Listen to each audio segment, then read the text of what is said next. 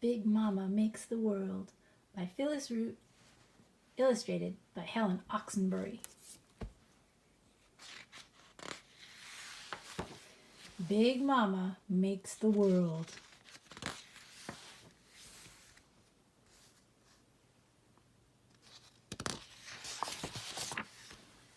When Big Mama made the world, she didn't mess around.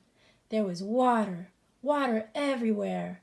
And Big Mama saw what needed to be done all right, so she rolled up her sleeves and went to it. Wasn't easy either with that little baby sitting on her hip. Didn't stop Big Mama though, not for a minute. Light, said Big Mama, and you better believe it, there was light.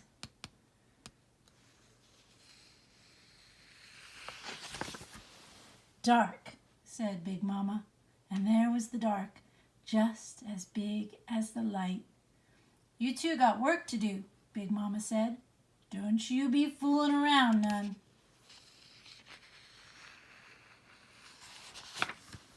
Then she looked at the light, and she looked at the dark, and she looked at that little baby, looking at the light and the dark, smiling and cooing, and Big Mama said, "That's good.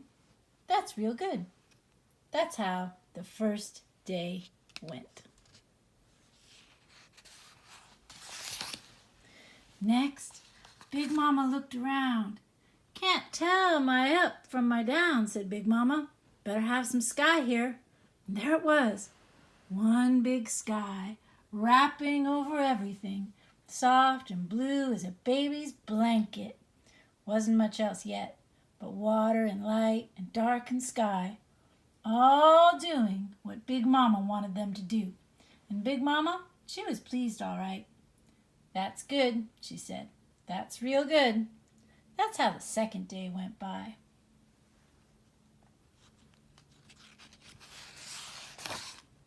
Next day, Big Mama looked around some more, and she said, "Got me some light, got me some dark, but I still can't tell what time of day it is. How am I going to know when it's morning, evening, time to put that baby down for a nap?" Big Mama, she wanted to know all right, and anything Big Mama wants, Big Mama gets. That's just how it goes. "Son," said Big Mama, "you take care of this day business for me." "Moon," said Big Mama, "you take care of the night." Big Mama made the stars too, just in case old Moon overslept sometime. Big Mama looked at the sun and the moon and the stars filling up her sky just in time for the little baby's nap. And Big Mama nodded and she smiled and she said, "That's good. That's real good." That's how the third day went by. Next morning, Big Mama got up with the sun, and she said, "I need a place to put my feet down when they need putting down." She knew there'd be some foot putting down when that baby of hers got to growing more. "Earth," said Big Mama, "get over here." And it did. All one big ball of mud it was. Nothing much to look at. Baby liked it just the way it was. But Big Mama wasn't finished yet. "Need some grass to wiggle my toes in," said Big Mama. "Some big old shade trees for hanging a hammock. Papayas and oranges and boysenberries for eating on." That's how it was then, just like Big Mama said. Little baby sucking on a mango, and grass and trees and fruit all over the place, like somebody tipped over a fruit stand. Big Mama, she looked at all that earth and she said, "That's good. That's real good." That's how the fourth day went by. Lots of folks would be plenty pleased, but Big Mama, she wasn't quite done yet. Big Mama looked at it, all that water and earth and trees and sky and sun and moon and stars, and she said, "Awful quiet down there. Better have some whales." Better have some birds. Better have some fish.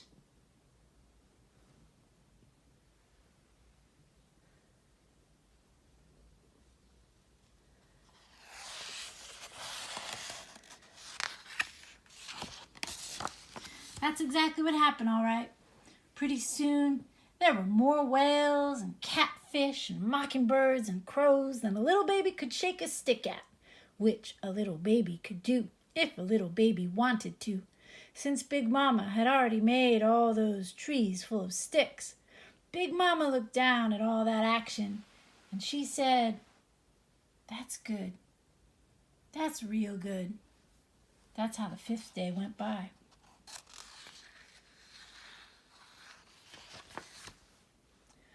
Big Mama was about ready to be done with it all. Making a world was a lot of work.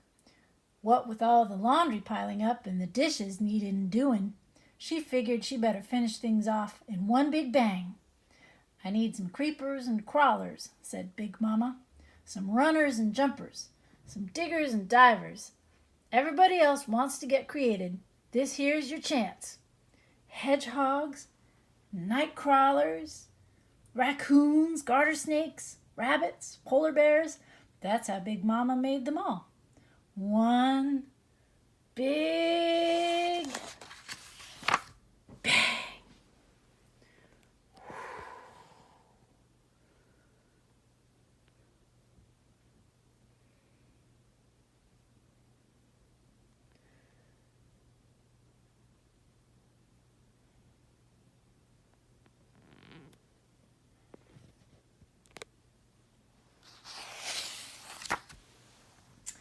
But Big Mama still wasn't done. "Oh, no. I'm lonely," said Big Mama. "Who's going to sit on the front porch and swap stories with me?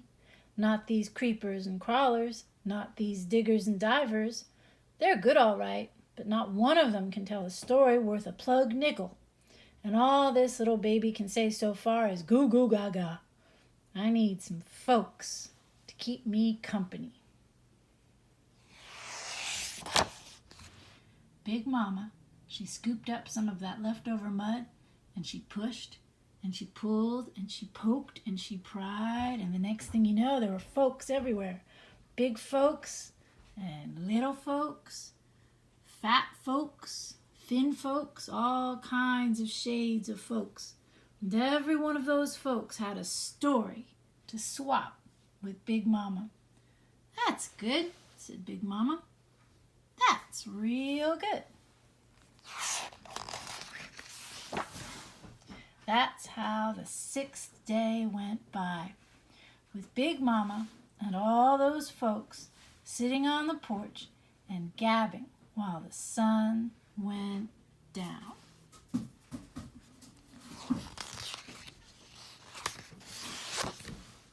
Big Mama was ready for a rest, all right. Ready to bundle up with that little baby of hers in that big blue blanket of the sky. But Big Mama had one more thing to do. She lined up all those folks and she said, "This is a real nice world we got here, and you all better take some good care of it. I'm taking off a day of rest now, but I'll keep an eye on you." That's what Big Mama said, all right. And you better believe she meant it. Every once in a while, when she's burping the baby or making cookies or rocking that little baby to sleep, Big Mama looks down and she says, "Better straighten up down there."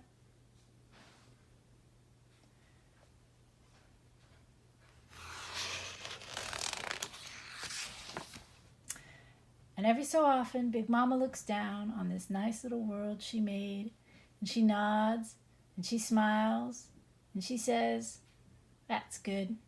That's real good."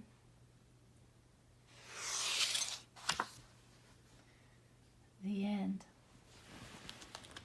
Thanks for reading with me, everybody. I hope you guys enjoy your world too.